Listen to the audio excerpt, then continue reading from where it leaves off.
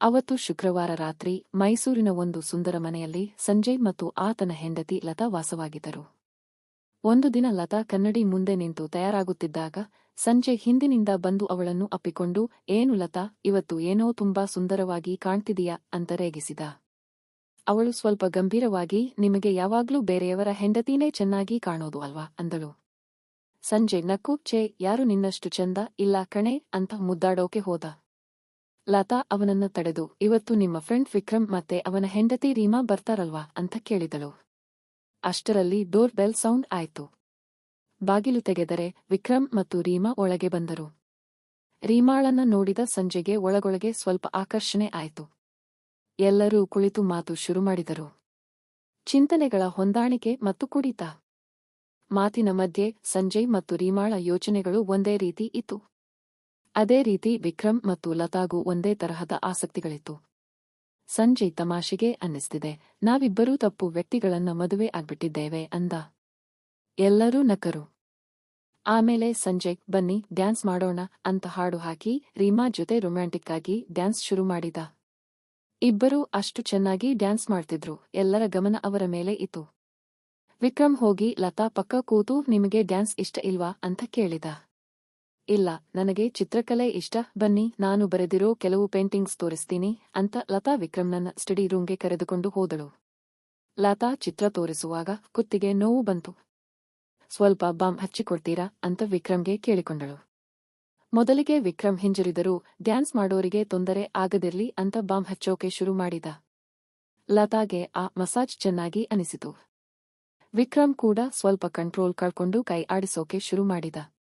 ಲತಾ ನಕ್ಕು, ನೀವು ತುಂಬಾ ಚೆನ್ನಾಗಿ ಮಸಾಜ್ ಮಾಡ್ತೀರಾ ಅಂದಳು.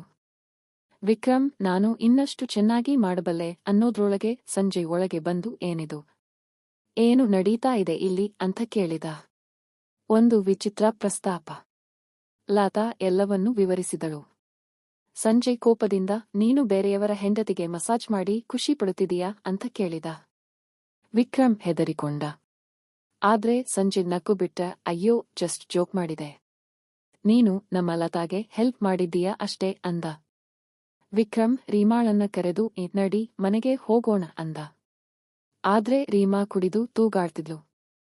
ನಾನೀಗ ಪ್ರಯಾಣ ಮಾಡಲ್ಲ, ನೀನು ಬೇಕಾದ್ರೆ ಹೋಗು, ನಾನಿಲ್ಲಿಯೇ ಇರ್ತೀನಿ ಅಂತ ಹಠ ಹಿಡಿದಳು. ರೀಮಾ ಒಳಗೆ ಹೋದ ಮೇಲೆ ಸಂಜಯ್ ವಿಕ್ರಮ್ ಹತ್ತಿರ ಬಂದು, ಈ ಲೈಫ್ ತುಂಬಾ ಬೋರು ಹೊಡೀತಾ ಇದೆ. ಇವತ್ತು ರಾತ್ರಿ ನಾವಿಬ್ಬರೂ ಒಬ್ಬರ ಹೆಂಡತಿಯರನ್ನ ಬದಲಾಯಿಸ್ಕೊಳ್ಳೋಣವೇ ಅಂತ ತಮಾಷೆಗೆ ಕೇಳಿದ. ವಿಕ್ರಮ್ ಸಿಟ್ಟಾಗಿ, ನಿಮಗೆ ಇದೇನಾದ್ರೂ ಜೋಕಾ? ನನ್ನ ಹೆಂಡತಿ ಕಡೆ ಒಮ್ಮೆ ನೋಡಿ ಅಂದ. ಸಂಜಯ್, ಸರಿ ಮರೆತು ಬಿಡು, ಕುಡಿಯೋಣ ಅಂತ ವಿಕ್ರಮ್ಗೆ ಇನ್ನಷ್ಟು ಕುಡಿಸಿದ. ಈ ಕಡೆ ರೀಮಾ ಕುಡಿದ ಮತ್ತಿನಲ್ಲಿ ಲತಾ ಹತ್ತಿರ ಬಂದು ಅವಳ ನೈಟ್ ಡ್ರೆಸ್ ತಗೊಂಡು ಅವಳ ಸಹಾಯದಿಂದ ಮಲಗೋಕೆ ಹೋದಳು. ಲತಾ ವಿಕ್ರಮ್ ಹತ್ತಿರ ಬಂದಾಗ ಅವನು ಕುಡಿದು ಸೋಫಾ ಮೇಲೆ ಮಲಗಿಬಿಟ್ಟಿದ್ದ. ಇದೇ ಸಮಯಕ್ಕೆ ಕಾಯುತ್ತಿದ್ದ ಸಂಜಯ್ ರೀಮಾಳ ಪಕ್ಕ ಹೋಗಿ ಮಲಗಿಬಿಟ್ಟ. ಲತಾ ವಿಕ್ರಮ್ನನ್ನ ಎಬ್ಬಿಸಿ ತನ್ನ ರೂಮಿಗೆ ಕರೆದುಕೊಂಡು ಹೋದಳು. ಆದ್ರೆ ಒಳಗಡೆ ರೀಮಾ ಪಕ್ಕದಲ್ಲಿ ಸಂಜಯ್ ಮಲಗಿರುವುದನ್ನ ನೋಡಿ, ಓಹ್, ಇವನು ರೀಮಾಳನ್ನ ನಾನೇ ಅಂತ ತಪ್ಪು ತಿಳ್ಕೊಂಡಿದ್ದಾನೆ ಅಂದ್ಕೊಂಡು ವಿಕ್ರಮ್ನನ್ನ ತನ್ನ ಕೋಣೆಗೆ ಕರೆದುಕೊಂಡು ಹೋಗಿ ಮಲಗಿಸಿದಳು. ಬೆಳಿಗ್ಗೆ ಎದ್ದ ರೀಮಾ ಸಂಜಯ್ನನ್ನ ನೋಡಿ ಆಘಾತ ಆದಳು. ನೀನು ಈ ರೂಮ್ಗೆ ಹೇಗೆ ಬಂದೆ ಅಂತ ಸಿಟ್ಟಾದಳು. ಸಂಜಯ್ ಕುಡಿದ ನಶೆಯಲ್ಲಿ ಬಂದುಬಿಟ್ಟೆ, ನೀನು ನನ್ನ ಹೆಂಡತಿಯ ನೈಟ್ ಡ್ರೆಸ್ ಹಾಕಿದ್ದೆ ಅಂತ ಹೇಳಿ ವಿವರಿಸಿದ. ಅದೇ ಸಮಯಕ್ಕೆ ಸಂಜಯ್ ಅಮ್ಮ ರಾಧಾ ಹಳ್ಳಿಯಿಂದ ಬಂದರು. ಸಂಜಯ್ ತನ್ನ ಮದುವೆ ವಿಷಯನ ಅಮ್ಮನಿಗೆ ಹೇಳಿರಲಿಲ್ಲ. ರಾಧಾ ಮೀರಾಳನ್ನೇ ತನ್ನ ಸೊಸೆ ಅಂತ ತಪ್ಪು ತಿಳಿದುಕೊಂಡಳು. ಸಂಜಯ್ ರೀಮಾಳನ್ನ ಸತ್ಯ ಹೇಳದಂತೆ ತಡೆದು ಒಂದೆರಡು ದಿನ ಈ ರೀತಿ ನಟಿಸಿ ಅಮ್ಮ ಹೋದಮೇಲೆ ನೀವು ಹೋಗಿ ಅಂತ ಒಪ್ಪಿಸಿದ. ಆಮೇಲೆ ರೀಮಾ ಮತ್ತು ಸಂಜಯ್ ಲತಾಳ ರೂಮಿಗೆ ಬಂದಾಗ ವಿಕ್ರಮ್ ಲತಾ ಜೊತೆ ಮಲಗಿರುವುದನ್ನು ನೋಡಿ ಆಘಾತಗೊಂಡರು. ವಿಕ್ರಮ್ ಎದ್ದು ಸಂಜಯ್ ಮೇಲೆ ಸಿಟ್ಟಾಗೋಕೆ ಶುರು ಮಾಡಿದ. ಸಂಜಯ್, ನನ್ನ ಅಮ್ಮ 2 ದಿನ ಇರ್ತಾಳೆ, ದಯವಿಟ್ಟು ಈ ನಾಟಕವನ್ನು ಮುಂದುವರಿಸಿ ಅಂತ ಬೇಡಿಕೊಂಡ. ಲತಾ ಮತ್ತು ರೀಮಾ ಕೂಡ ವಿಕ್ರಮ್ನನ್ನ ಒಪ್ಪಿಸಿದರು. ರಾಧಾ ರೀಮಾಗೆ ಸೀರೆ ಕೊಟ್ಟು, ಇದನ್ನ ಹಾಕಿಕೊಂಡು ಬಾ ಅಂದಳು. ರೀಮಾ ಸೀರೆ ಉಡೋಕೆ ಬ್ಲೌಸ್ ಹುಕ್ ಹಾಕೋಕೆ ಹೋದಾಗ ವಿಕ್ರಮ್ ಬದಲು ಸಂಜಯ್ ಒಳಗೆ ಬಂದ. ವಿಕ್ರಮ್ ಮತ್ತು ಲತಾ ಹೊರಗಡೆ, ರಾಧಾ ಮುಂದೆ ನಿಂತಿದ್ರು. ಒಳಗೆ ಬಂದ ಸಂಜಯ್, ರೀಮಾಗೆ ಕಾಲೇಜು ದಿನದಿಂದಾನೂ ನಿನ್ನ ಮೇಲೆ ಆಸಕ್ತಿ ಇತ್ತು. ಆದ್ರೆ ನೀನು ವಿಕ್ರಮ್ನನ್ನ ಮದುವೆ ಆದೆ. ಈ ಪಾರ್ಟಿಯನ್ನ ಇದಕ್ಕಾಗಿಯೇ ಅರೇಂಜ್ ಮಾಡಿದ್ದು. ದಯವಿಟ್ಟು ನನ್ನ ಈ ಬಯಕೆಯನ್ನ ಪೂರೈಸು ಅಂತ ಒತ್ತಾಯ ಮಾಡಲು ಶುರು ಮಾಡಿದ. ರೀಮಾ ಸಿಟ್ಟಾಗಿ ನೀನು ಎಂತಹ ನೀಚ ಅಂತ ಕೂಗಿದಳು. ಸಂಜಯ್ ನಿನ್ನ ಗಂಡನೇ ಈ ರಾತ್ರಿ ಹೆಂಡತಿಯರನ್ನ ಬದಲಾಯಿಸುವ ಪ್ಲಾನ್ ಮಾಡಿದ್ದ ಅಂತ ಹೇಳಿಬಿಟ್ಟ.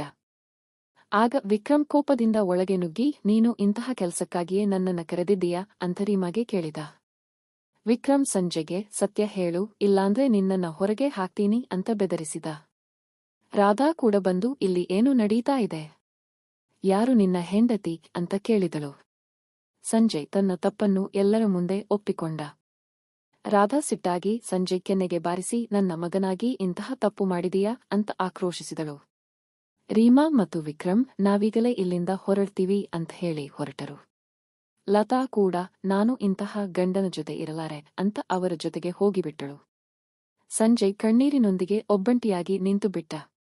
ಗೆಳೆಯರೇ, ಇಂತಹ ಕಾಲ್ಪನಿಕ ಘಟನೆ ಕತೆಗಳಂತೆ ನಿಜ ಜೀವನದಲ್ಲಿ ಮಾಡಿದ್ದೇ ಆದಲ್ಲಿ ಜೀವ ಮತ್ತು ಜೀವನಕ್ಕೂ ತೊಂದರೆಯಾಗುತ್ತದೆ. ಹಾಗಾಗಿ ಇಂತಹ ಕಾಲ್ಪನಿಕ ಕತೆಗಳಿಗೆ ಪ್ರಾಮುಖ್ಯತೆ ನೀಡಬಾರದು. ಉತ್ತಮ ಸದ್ದು ಜೀವನ ನಡೆಸಬೇಕು. ಜೊತೆಗೆ ನಮ್ಮ ಬದುಕನ್ನು ಹಸನಾಗಿಸುವ ಕತೆಗಳನ್ನು ಓದಿ ಸ್ಫೂರ್ತಿಯನ್ನು ಪಡೆಯಬೇಕುಳೆ ಗೆಳೆಯರೇ. ಈ ಕತೆ ಇಷ್ಟವಾಗಿದ್ದರೆ ಲೈಕ್ ಮಾಡಿ, ಚಾನೆಲ್ ಸಬ್ಸ್ಕ್ರೈಬ್ ಮಾಡಿ. ಧನ್ಯವಾದ.